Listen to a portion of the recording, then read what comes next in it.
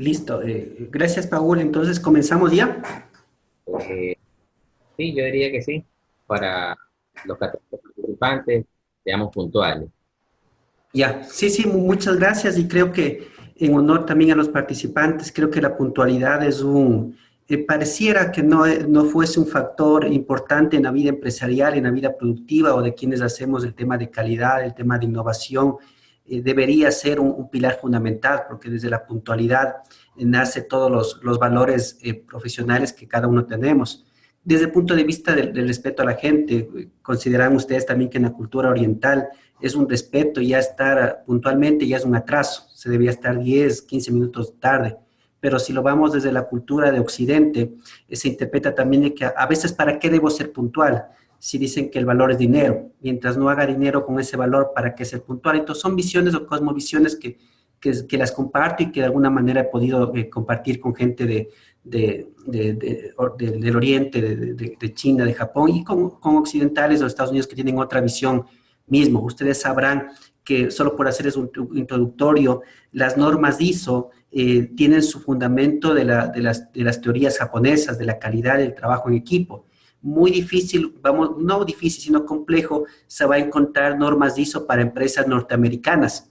Allá lo que más aplica son los temas del Six Sigma. Muy difícil se puede encontrar una ISO 9001 en empresas occidentales, porque en cambio ya aplica más el Six Sigma, poder implementar mejoras automáticas de gran impacto, principalmente a los procesos agregadores de valor.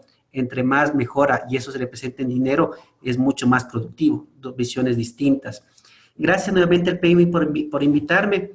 Nuestra intención acá es un poquito notar nuestra experiencia que tenemos en el tema de proyectos que hemos manejado en el tema de Lean o que hemos intentado tropicalizar a nuestra realidad, a mi realidad, que he podido, algo de mi limitado conocimiento y experiencia, hemos podido traer acá y implementar en las industrias, tanto locales y alguna experiencia internacional que se pudo lograr.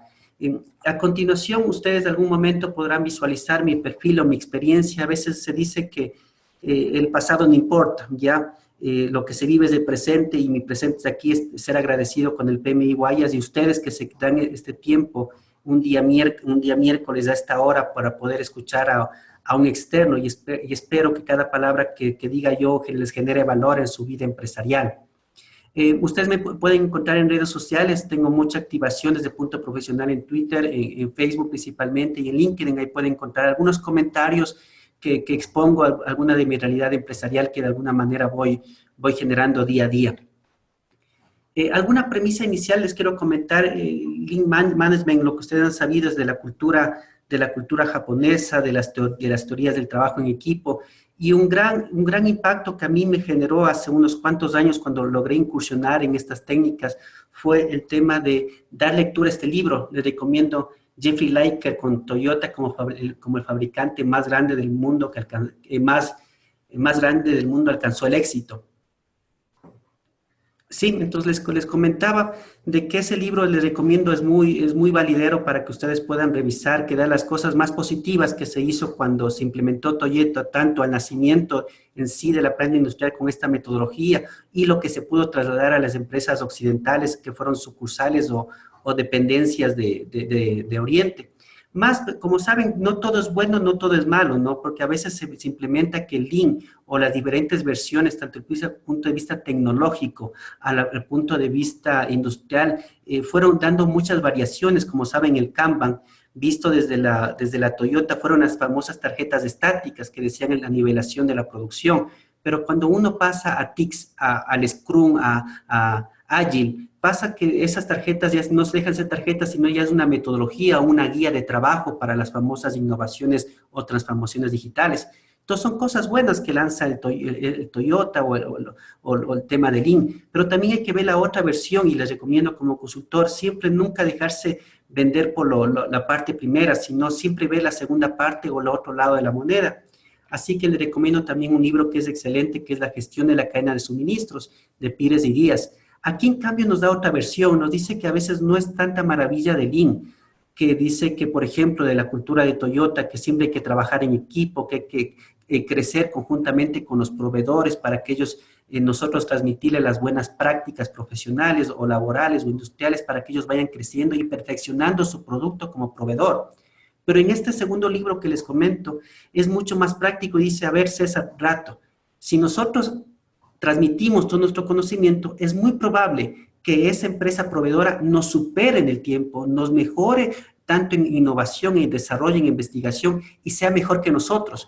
Y llegue un momento de que quiera competir con nosotros, o que nos quiera sustraer o adquirirnos, o irse a la competencia. Entonces, a veces no es tan bueno también ser muy lean y hay que tener esas decisiones estratégicas para ver hasta dónde yo transmito información y hasta dónde yo permito crecer a la empresa proveedora.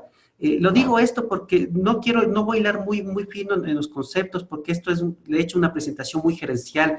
No hilo muy fino porque ya les continuaré, ya les comentaré en las siguientes líneas. Algo que también que les quiero comentar y espero que sea esto un valor agregado, es un poquito lo que es la experiencia versus la teoría. Cuando uno, y basado a mí, he tenido la bondad, he tenido la ventaja o la gracia de poder estudiar algunos posgrados, he visto que a veces he botado mi plata cuando voy a cursos o cuando he seguido algunas maestrías, porque resulta que en este nivel del nuevo siglo del acceso a la información, donde en Internet nosotros podemos ver la experiencia de cualquier persona en nuestro teléfono, en nuestro iPhone, puedo yo indicar que a veces digo, César, pero ha habido mejores webinars que el tuyo, o hay mejores videos de link donde yo encuentro a YouTube y encuentro un montón de información en Google. Entonces, es mucha información que se genera. Pero el valor agregado que a veces debería dar un instructor, un capacitador o un docente, no es coger y leer lo mismo que está en la teoría, porque ese no es el valor agregado que debería dar. Entonces, el valor agregado que se debería dar, considero yo, es transmitir la experiencia. Porque a veces las láminas pueden ser muy aburridas o muy estáticas, y digo, para eso hubiera estado en mi casa revisando, viendo Netflix y revisando los mejores videos de Lean. Pero a veces cuando yo veo eso, resulta que encuentro mucha teoría y no práctica. Dice, aplica toda la tecnología, todos los 7 principios de Lean y aplica, pero dices, ¿cómo? ¿Y en dónde? ¿Y para qué? Entonces, un poquito el valor agregado que quiero transmitir en estos minutos es un poco más la experiencia antes que la teoría. ¿Cómo me ha ido y qué es lo que he podido ya evolucionar? Entonces, eso es lo que yo digo de los errores que he cometido. Quisiera que ustedes les voy a transmitir lo que yo cogí de lo que es Lean y toda de lo que es TPS, el Toyota Production System, que es lo que yo logré aterrizar a la realidad y a los proyectos que de alguna manera fui parte o lideré. Como les comentaba, en el Internet hay mucha información y he visto muchos webinars. Cuando yo encontré uno, por ejemplo, el que ustedes pueden ver en pantalla, que les recomiendo, es muy bueno. Y logré ver mucha teoría, ¿no? Y muy bueno, ¿no? Sabrán que a veces los enlatados son los que nosotros, de alguna manera, el tercer mundo, que somos nosotros, que de alguna manera formamos parte, siempre nos llegan los enlatados extranjeros y creemos que es lo mejor y no lo adaptamos a nuestra realidad. O a veces esos enlatados, esas teorías que son muy prácticas para el mundo occidental o para el mundo oriental, a veces no aterrizan a nuestra realidad, a nuestra cultura, a nuestra idiosincrasia. Sabrán que el Lean a veces son términos que ya fueron hace 30 o 40 años, ya fueron implementados y llegan a veces muy tarde a nuestras realidades empresariales. Scrum, como ustedes sabrán que está de moda en el mundo tecnológico, o Agile también que está de moda, o el Lean Startup, ya son términos elaborados hace 7, 10, 15 años que llegan a nuestra realidad un poquito tarde o a veces mal implementada. Algún instructor, algún colega, un docente mío, un gran docente que tuvo, me decía, César, a veces creemos que porque tenemos un martillo en la caja de herramientas, a todos nos ven con cabeza de clavo. Entonces, a veces dicen, no es que la metodología no sirva, sino que fue mal implementada. Cuando yo escuché, por ejemplo, en el tema de Agile, escuché en su tiempo, y miren que en la pantalla ustedes podrán que la programación extrema fue de alguna manera ya conceptualizada en el 99, y esos temas, esos conceptos están manejándose ahora en el mundo tecnológico. Tanto así que yo escuché eso, o alguna vez escuché, bueno, logré verlo ya en vivo y en directo y vi cómo de alguna manera impactó. Y de igual manera, cuando yo miro estas herramientas, a veces digo, pero ¿no será de hacer cosas más fácil? Desde mi perspectiva, a veces la innovación solo cambió de nombre. Antes se llamaba mejora continua. Ahora a todo lo que veamos le llamamos innovación. Me acuerdo a veces conversaba con un consultor, con un gerente de calidad en una gran farmacéutica. por obvias razones no le puedo decir el nombre, pero en el gran farmacéutica me decían, César, aquí hacemos innovación. Le digo, interesante, entonces yo esperaba hacer alguna cosa de impacto. Digo, le digo, ¿tienen alguna cosa de impacto? Nosotros hacemos innovación todos los días. Le decía, felicitaciones. Le digo, ¿algún ejemplo puntual? Sí, llamamos innovación a toda mejora que podamos hacer. Por ejemplo, nuestra asistente, una señora secretaria, hacía hojitas de Excel sin macros, ahora sí con macros. Entonces, para nosotros eso es design thinking, eso es innovación. Entonces, yo me quedé impactado, decía una gran farmacéutica que llamen eso. Entonces, a veces esos nombres de innovación son un poquito como que solo son temas comerciales y no son impacto. Tanto así que yo fui invitado a uno de los coworking que creó el Banco del Pichincha acá en la ciudad de Quito, que son algo parecido como los coworking que tiene el Banco Produbanco acá en Quito. Son una especie como estaciones de trabajo donde dice, yo quiero mejorar la experiencia de usuario, de cliente, y queremos darle unos valores agregados. Pero a veces me preguntase, qué bonito que se crean estos espacios donde son digital, donde pueda uno poder hacer negocios, ¿no? Pero cómo quisiera que mejor regresen a lo básico, ¿no? Que el Banco del Pichincha, un 31 de marzo, un 30 de marzo, podamos no observar esas grandes colas cuando uno va a cobrar el sueldo, porque a veces encuentro, y cuando uno baja al centro comercial a comprarse alguna golosina, encuentro esos bancos a reventar. 100, 200, 300 personas hacen colas, 5, 6, da la vuelta, y con apenas 3 cajeros. Yo decía como cliente, antes de ponerme eso, yo hubiera querido mejor que me pongan 6 o 7 cajeros los días de cobro. Entonces, a veces un poquito el tema de experiencia también impacta. Cuando llegué acá también me acordé y dije, hablan de experiencia de usuario, y me acuerdo que abrieron 20 minutos tarde. Entonces, son detalles, digo, a ver, ¿se gastasen esto en el tema de la rentabilidad y realmente esto es la experiencia del usuario o solo es máquinas, un poco de performance digital para poder ser y parecer? De igual manera, como les comentaba en el tema de rompiendo mitos y paradigmas, hice alguna investigación también tiempo atrás, un proyecto de consultoría, cuando chequeaba el tema del Banco del Pacífico y Produbanco, el Smart BDP y la tarjeta BI de Produbanco. Entonces, uno cuando chequea dice, es que son innovaciones que tú puedes sacar tu tarjeta de crédito vía las redes sociales y el robot te responde, la Sofi te responde. Y cuando yo hago una estadística, miro que el contra, si ustedes ven la pantalla izquierda, hay comentarios en contra del 43%, es decir, casi la mitad está en contra de eso. Y apenas un consulta son 2.50, 2.5% en Banco del Pacífico.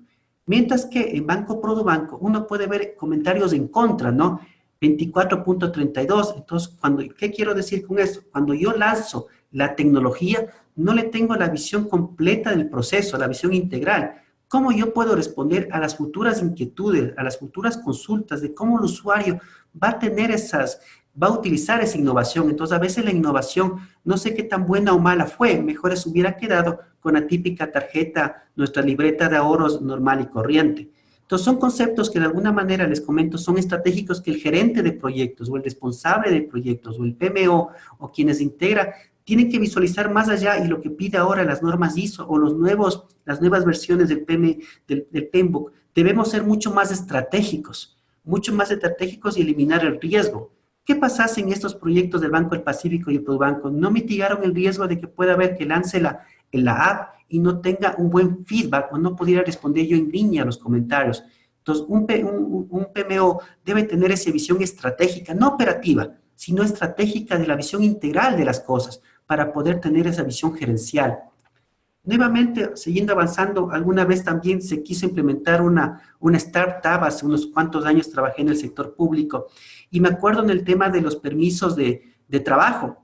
Ustedes pueden ver en pantalla que era un proceso manual, uno tenía que ir con un documento del servidor público a imprimir, a que nos autoricen, luego a talento humano, luego que nos hagan el cálculo para que nos resten los días, que nos validen y luego sacar el reporte. Ese permisito me acuerdo que demoraba 40 minutos a 5 días cuando se hizo el cálculo. Y me acuerdo, y esto era el proceso normal, e hicimos en toda la gestión ejecutiva, casi en 30 ministerios. Entonces, todo este proceso tenía una cierta cantidad de gente que hacía, que era su labor, receptar los permisos de trabajo, los permisos de vacaciones y hacerlo manualmente. Pero me acuerdo que a veces asistimos a una reunión del SNAP, y yo trabajaba en el Ministerio de Trabajo como el ente rector en el tema de talento humano, y asistimos a una reunión en SNAP. y nos decían, César, aquí tengo un analista, y nos presentaron un analista muy joven, millennial, y nos decían, César, él creó un sistema que ingresa la solicitud en línea y automáticamente el jefe lo aprueba mediante un link al correo electrónico, entraba al link, daba clic de sí o no y ya estaba listo. Entonces, la automatización duró 2 minutos y le preguntaba a este analista cómo lo hizo. Dicen, César, mientras almorzaba, se me vino la idea y empecé a programar. Entonces, imagínense nosotros como Ministerio del Trabajo cómo quedábamos, ¿no? Decir que alguien en sus horas de trabajo, en horas huecas, hizo el sistema que pudo haber mejorado toda la gestión pública desde el punto de vista de permisos. Entonces uno decía, ah, mira, esa es la programación extrema, cuando no existe manuales, no existe una orden de servicio, ni unos requerimientos, ni unos TDRs, por decirlo así, sino fue una simple automatización que a alguien se le ocurrió y fue de gran impacto. Entonces, si ustedes pueden ver, fue de 2 minutos. Si nosotros calculamos el tema manual, se gastaban, hicimos el cálculo de 32 ministerios, se calculaban 459 resmas al mes, que era equivalente casi a $16,000 anuales. ¿Ya? Y con este sistema era 0 papeles y 0 impresión. Y habíamos calculado también que el costo de personal en esta tarea era de 250,000 anual en 32 instituciones.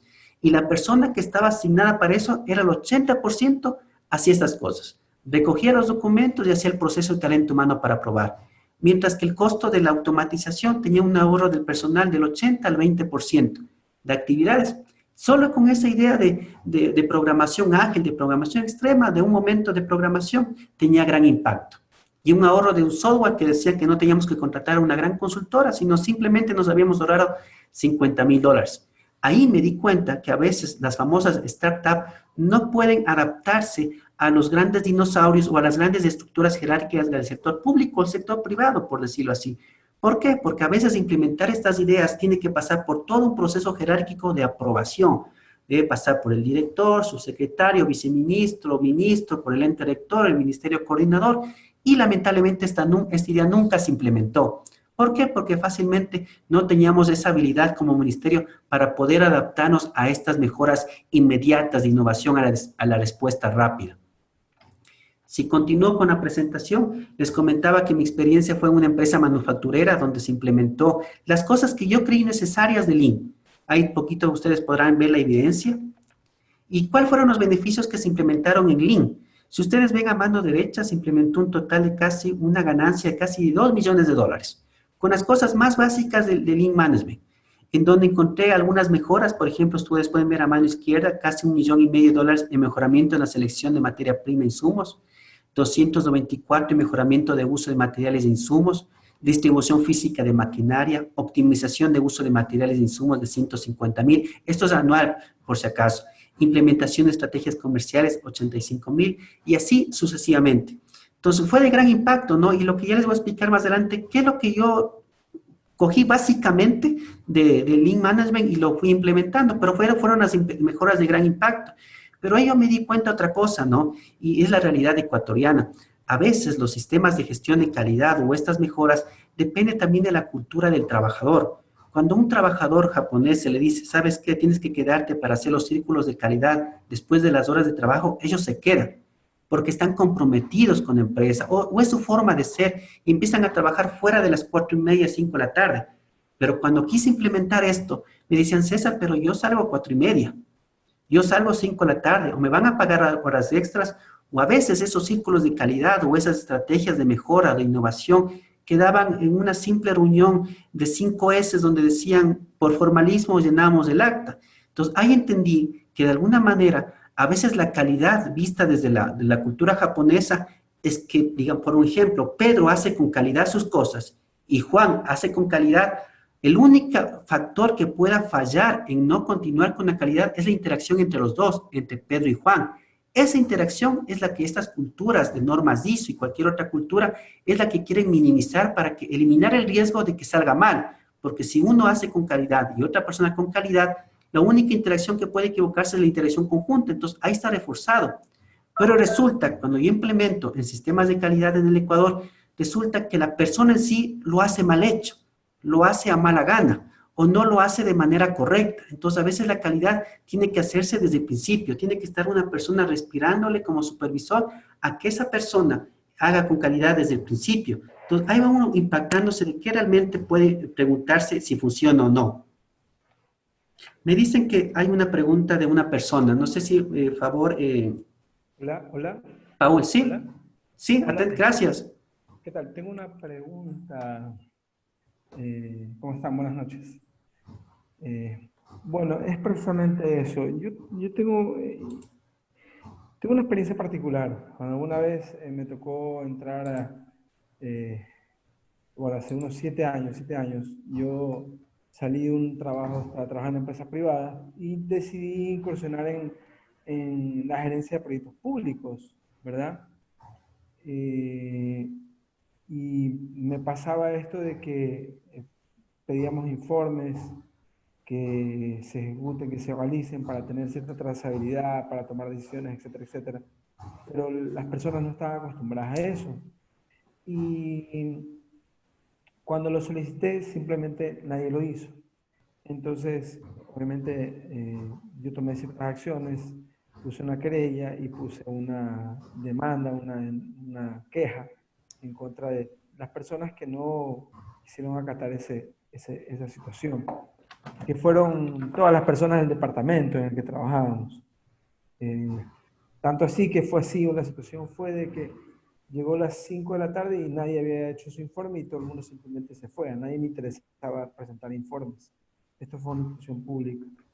Eh, el problema trascendió a qué punto? Al punto de que el presidente de la delegación nos convocó a una reunión a mi persona y a otro coordinador de otro departamento porque este coordinador se quiso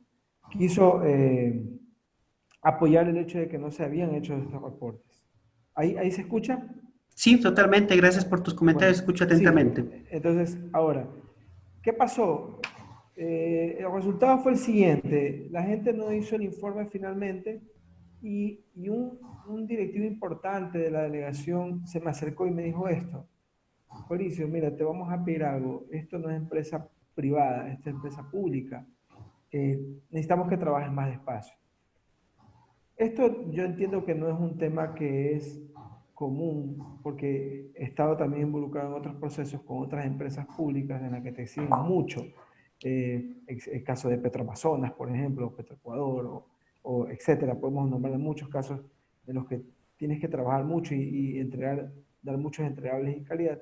Pero ¿qué podemos hacer con estos casos en los que definitivamente la gente ni siquiera le preocupa el hecho de que se haga bien un trabajo, ¿no? Simplemente hay, a veces son cuotas políticas, etcétera, etcétera, etcétera.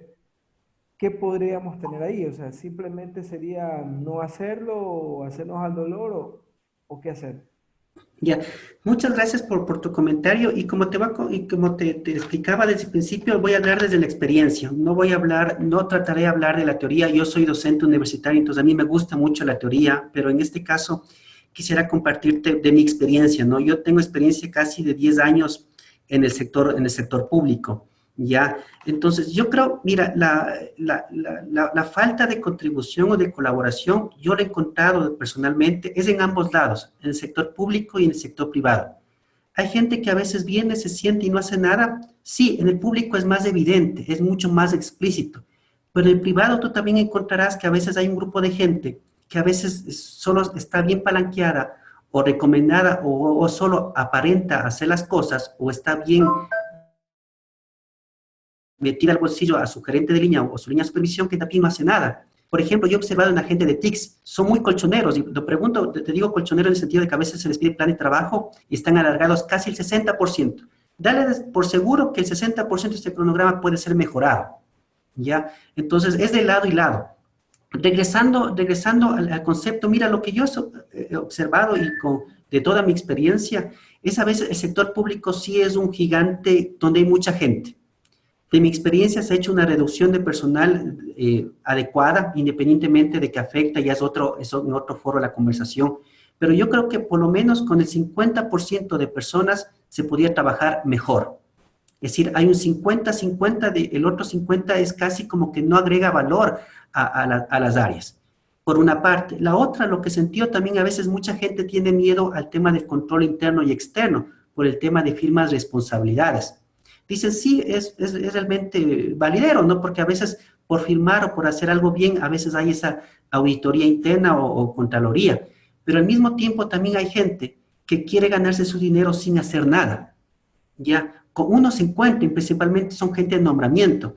Entonces, a mí la recomendación, más que recomendación, mi experiencia es nunca dejarte contaminar, nunca caer en la mediocridad de las demás personas. A mí lo que me ha salido mejor, liderar los proyectos o como gerente o director o responsable, es siempre dar el ejemplo de pulcritud, de responsabilidad, o tratar de ser un profesional de bien, ¿no? Porque a veces me ha pasado a mí, te comento, cuando uno ha querido regresar al sector privado, dicen, César, usted viene del público, ya viene contaminado. Entonces, vienes con esas preguntas, ¿no? Entonces, uno tiene que demostrar, cuando me preguntan eso, digo, yo no veo la diferencia entre trabajar en público y en privado. Yo vengo acá a cobrar un sueldo y a desquitar ese sueldo demostrando profesionalismo y siempre con generar valor agregado. Para mí lo que más me resulta es nunca dejarse contaminar y siempre es cumplir con tus labores, cumplir con lo que te dice tu manual, tu estatuto, tus atribuciones y competencias y no dejarte contaminar con la mediocridad. Porque cuando uno cae con la mediocridad, cae en la mediocridad del sector público, del funcionario de carrera, que a veces se deja pasar porque al final los jerárquicos algún rato se van y ya vendrá otro y hasta que se adapte y hasta que le cambien o le hacemos votar. No sé si ahí contestaría tu pregunta, no sé si a Paul puedo continuar con la presentación. Sí, Sí, estuvo todo muy claro, muchas gracias. Ya, no, mejores gracias a ti por la pregunta. Continúo. Sí, continúa, César, por favor, gracias. Ya, entonces les comentaba que esta experiencia, ya encontraba lo que decía yo, que es el tema de la calidad. Entonces ahí descubrí que la calidad ni siquiera estaba en interacción, sino tendríamos que revisar que cada operario haga bien su trabajo. Y ahí notaba uno el compromiso de las personas con la empresa. Entonces a veces, como bien tú decías, hay gente que no quiere hacer, entonces la calidad a veces resulta que no es lo que uno esperaría hacer al formarlos. Uno va contento a formar los círculos de calidad y nadie te contribuye. ¿Por qué no quiere contribuir? O a veces resulta que dice, ¿y yo qué gano con eso? ¿Cuál es mi porcentaje de ganancia? Entonces, uno tiene que luchar con esos preconceptos mentales.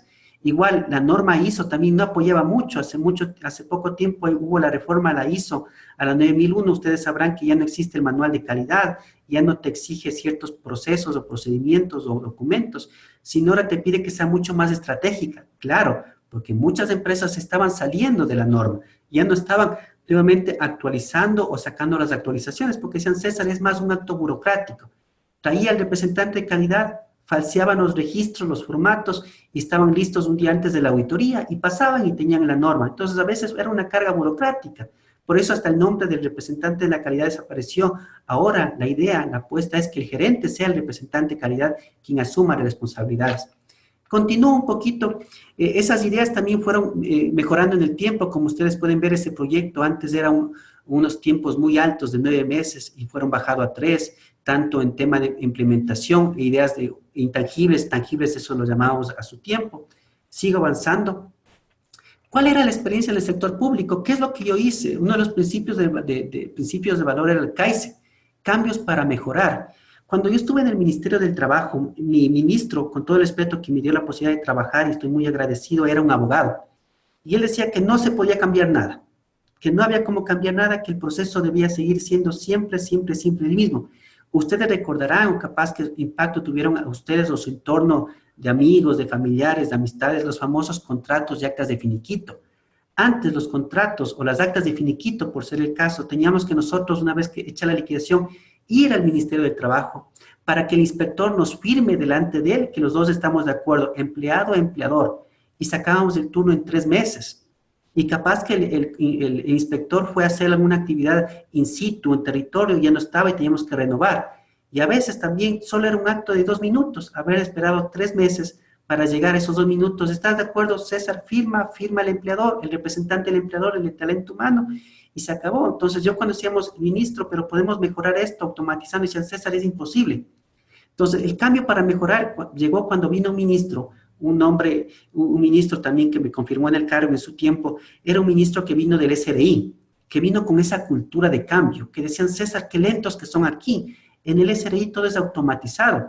Él vino con una cultura y dio el visto bueno, dio la posibilidad de automatizar las cosas. Entonces, lo que nosotros hicimos es ir a las oficinas a ver a la gente cuáles eran sus inquietudes físicamente, cómo podíamos mejorar.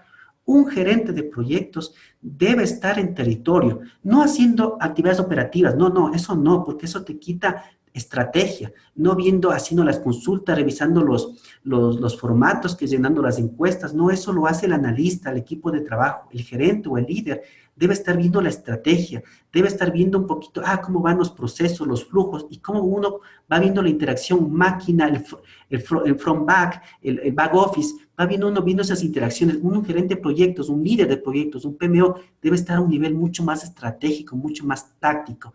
Puede ir a campo, indudablemente, pero para que sienta cómo uno puede mejorar. Entonces, ¿qué hicimos nosotros? Kaizen, la ayuda, cambios para mejorar. La directriz del ministro en ese tiempo dijo, César, debemos mejorar. Y con ese apoyo, con ese respaldo, nosotros fuimos a mejorar. ¿Qué nosotros hicimos también? Ir uno mismo a verificar el famoso Genchi-Genbunsa. ¿Qué era? Nosotros ir mismo, no el gerente de proyectos sentado esperando que los analistas vayan. Ir físicamente a ver cómo está el proceso de situación, no para estar ahí siempre en operativa. Él regresa a su escritorio, a su oficina, al pizarrón con marcadores y empieza a analizar la estrategia, pero tiene que tener esa experiencia en sitio, tiene que tener esa experiencia en campo. ¿Qué encontramos cuando vimos este famoso actas y contratos de finiquito? Nivelar las cargas. Sabíamos que había muchos abogados, inspectores, de que tenían cargos, trámites rezagados, otros tenían mucho, otros tenían muy poco, otros tenían promedio y estaban desniveladas las cargas. Y me preguntarán, César, ¿utilizaste algún software BPM, algún CRM? No, únicamente fue sentido común. Llegamos y empezamos un poquito a sentarnos al lado del inspector, nuestro equipo de trabajo, a ver las cargas, cuánto hacía y cómo eran designados. Resultaba que a veces el supervisor de inspectores asignaba las cargas a un criterio suyo, que no es que no lo hacía mal, no es que no tenía el conocimiento y la experticia de cómo nivelar las cargas o cómo elegir, o a veces era un sentido de personal antes que técnico, era como más de cariño, a alguien que me caía bien le asignaba menos trabajo y a otro que vino tarde o no me saludaba le asignaba más trabajo. Igual otro principio de valor fue el Mura y el Muri, lo que son típicos conocimientos de Lean, el desperdicio, la variabilidad y la sobrecarga. Esos conceptos solo yo lo analicé en conceptos, no me fui a buscar un software, sino sobrecarga. ¿Quién estaba con más trabajo?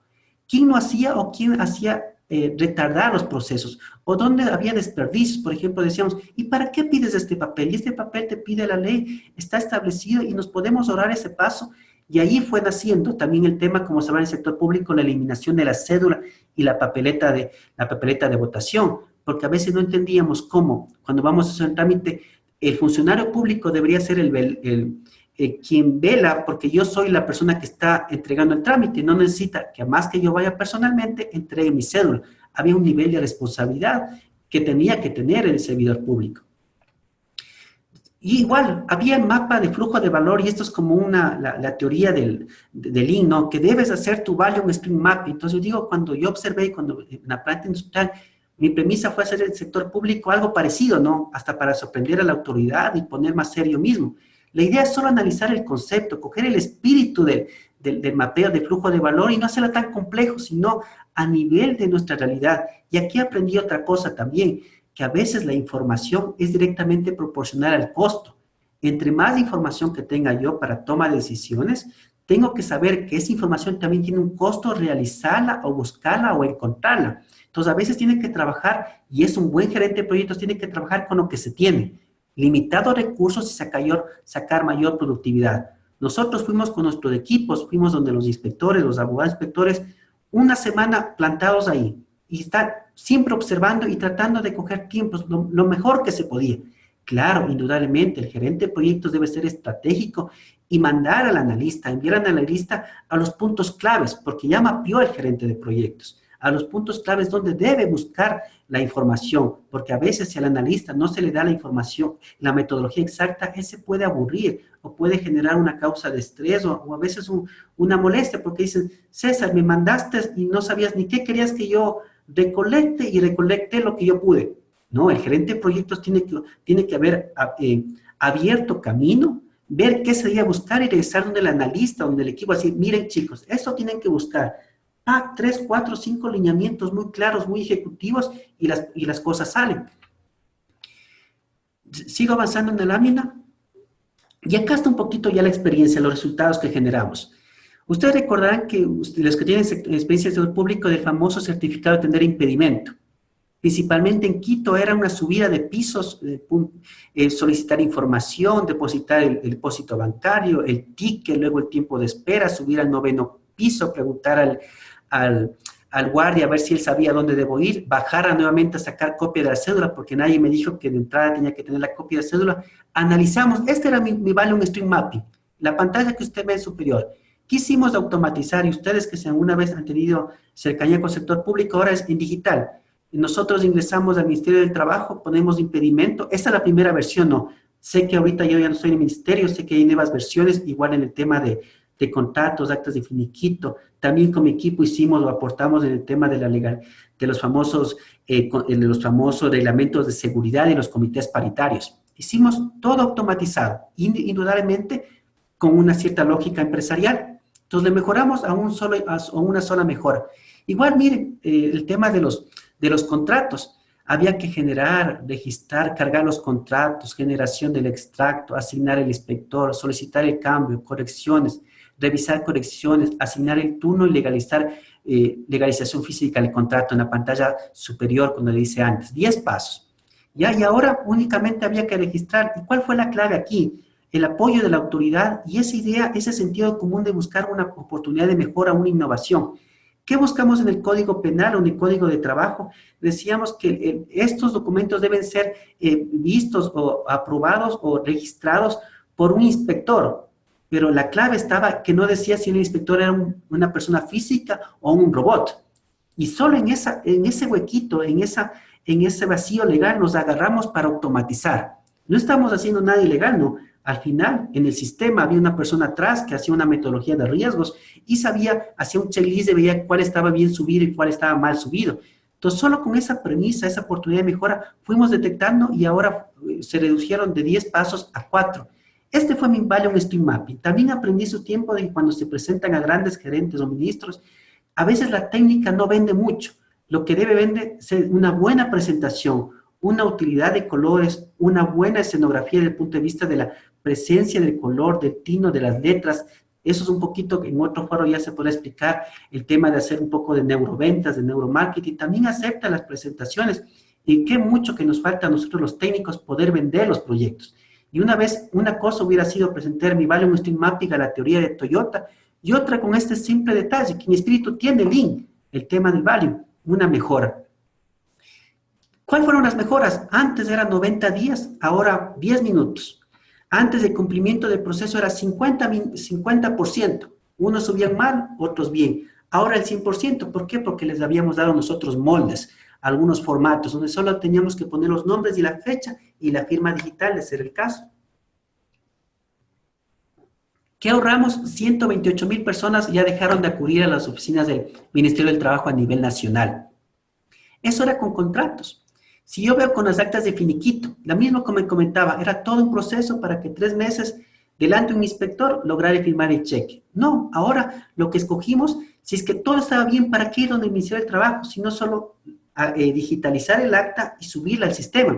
Solo las personas que tenían inconveniente con la persona, con el empleador, está hecho mal el cálculo del porcentaje de los décimos de mis beneficios sociales, solo ahí asistía al Ministerio del Trabajo, a las oficinas. Y detectamos que era apenas el 2%. El 98% de las personas estaban contentas no contentas, sino aceptaban su liquidación. Pero claro, antes había que estar físicamente y esperar 3 meses. ¿Qué es lo que sucedía también en lo mismo de las actas de finiquito? Antes 90 días eran 10 minutos. Y 10 minutos era más el tema del escaneado del acta de finiquito, la firma y subir al sistema. El cumplimiento del proceso del 50 al 100%, igual 96,000 personas dejaban de ocurrir al ministerio mensualmente. Sigo avanzando, como ustedes ven, yo voy a regresar rápido anteriormente, si ustedes ven la lámina, una anterior, teníamos esta cantidad, vamos a ver si me sube, esta cantidad de gente. Ya, una vez implementado el sistema, Mire lo que sucedió ya implementado el sistema. Ya no había nadie. Ya había bajado y el gusto de la persona, la experiencia del usuario había mejorado. Aquí les comento cuál fue mi error o cuál fue el error que no logré visualizar a mi debido tiempo. Como todo es una curva de aprendizaje, resulta que 120 inspectores con esta mejora se iban a quedar sin trabajo. Y eso no había yo visualizado, sino yo había visualizado la mejora, el proceso, la innovación. Pero decíamos, si 120 inspectores se dedicaban a eso, a hacer siempre contratos de actas finiquito, venía un software donde ya no había participación. Entonces yo cuando regreso, cuando fui a hacer otros proyectos designados por el ministro, regresé a preguntar cómo estaba esto y qué había pasado con los inspectores. Resulta que los inspectores ahora ya no legalizaban físicamente, sino ayudaban a la gente a usar el sistema. Ya esa había sido la excusa para seguir manteniendo los puestos de trabajo. Entonces dije, qué grave error que no observe eso, porque ellos yo debí como gerente de proyectos, como jefe de proyectos, haber dicho, a ver, la mejora sí, pero ¿qué hago con esa gente? Mejores hubiera sido alguna mejora que ellos puedan hacer un instituto de investigación, de estadística, alguna otra cosa, pero no logré ver porque me enfoqué mucho en el proyecto de automatización, en la mejora en la experiencia del cliente, pero no vi el tema del cambio cultural, de qué hacer con los inspectores.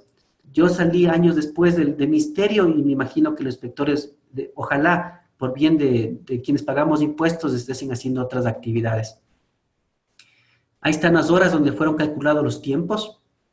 Igual, quiero comentarles que esta experiencia fue en el tema, independientemente de nuestro pensamiento político, fue en una de las famosas, entre comillas, sabatinas, fue el primer proyecto presentado como mejora a nivel de la gestión ejecutiva, como uno de los proyectos fue el primer proyecto emblemático de mejora, el tema de impedimento, del certificado de impedimento legal, que uno lo revisaba en línea. Igual, de regreso al privado, también tuvimos una experiencia en lo privado después ustedes sabrán, no sé si pasa en Guayaquil, pero acá en Quito, Supermax y los grandes centros comerciales, cuando uno iba a las cajas de express de 1 a 10, eran líneas individuales. Ahora, con una idea que nosotros implementamos de Lean, que era hacerlo más ágil, pero ágil desde el punto de vista privado significa generar mayor rentabilidad al menor costo y con los menos recursos. ¿Qué hicimos con las cajas express? Como ustedes ven en la fotografía, y ustedes si tienen experiencia, ojalá suceda esto en Guayaquil, sucede que cuando van a la caja express, ustedes ven productos que todavía siguen vendiéndose. El concepto era que cuando me reuní con la familia Brayo, con el representante de los Brayo, decía, al cliente que compra menos cosas, a él hay que venderle más cosas, porque al que tiene el carrito lleno, a él le interesa ya salir rápido del Supermax. A él tenemos que ponerle las cajas, una o dos personas en la caja para desocupar y ponerle las puntas y que vaya, porque él ya compró todo lo que queríamos, teníamos el carrito lleno. Mientras que las personas de Caja Express van con sus 3, 4 cosas, solteros o a veces familias unipersonales, a ellos sí, hasta el último hay que venderlos. Por tanto, si ustedes ven en pantalla, colocamos las cosas a veces como cachitos, algunas cosas como cosas de llevar para incentivar la venta hasta el final del camino. Y ustedes pueden ver que hubo gente que dice, yo espero, pero me incentivo a la venta. ¿Qué hicimos? Hicimos Lean. ¿Cómo aplicamos Lean? Tratar de hacer que el tema sea mucho, el flujo de trabajo genere valor. La gente hacía cola, no podíamos evitar eso, pero logramos tratar de vender hasta el final los productos. Eso es la presentación, ha sido muy ejecutiva, no sé si tengan algún otro comentario. Como les comentaba, el espíritu de esta presentación era mucho comentar experiencia, porque de teoría lo podemos encontrar en muchos documentos, videos, mucho más documentales, pero creo que el valor agregado es a veces de un docente, un instructor, no es leer las láminas, el libro, la teoría. Creo que el valor agregado cuando uno paga una maestría, un curso, es que nos transmita la experiencia, porque eso es muy rara vez que se pueda publicar en un video. Listo, Paul, no sé si tengamos algún comentario, agradecerles a ustedes y ojalá que la gente siga conectada en línea. Ya, muchas gracias, César. La verdad que sabias palabras. Hay veces uno que coge tantos cursos y tú nos has dado una charla bastante práctica, bastante vivencial de lo que tú has realizado. Si me siguen en redes sociales, yo comparto bastante en tema de Facebook. Si ustedes me dan una solicitud de amistad, encantados, ser un lujo tener su contacto. Siempre comparto alguna documentación y me pueden seguir en redes sociales. Listo, muchas gracias, Paul. Agradecerte por este tiempo y espero contribuido con algo de mi experiencia. Lo que sí, como les comenté al principio, no venía con teoría, porque en teoría puede encontrar mejores láminas y documentales. Lo que vine a compartir, que yo pude coger de la experiencia de la famosa Lean Management. Listo, Paul, gracias y muy buena noche. Ya, sí, muy amable, César, muy amable. Para finalizar, bueno, la cuña publicitaria, están viendo nuestro próximo evento, eh, el Woman PML tercera edición. Esto por primera vez también tiene PDUs, en este caso 2 PDUs. Entonces, están cordialmente invitados a este evento. Y para finalizar, para que obtengan un certificado bonito de PMI Guaya, eh, hay que llenar una encuesta. Entonces, aquí está el link, está ahí la foto, pueden tomar una foto o podemos pasarla este, vía, vía web o vía correo electrónico a las personas interesadas.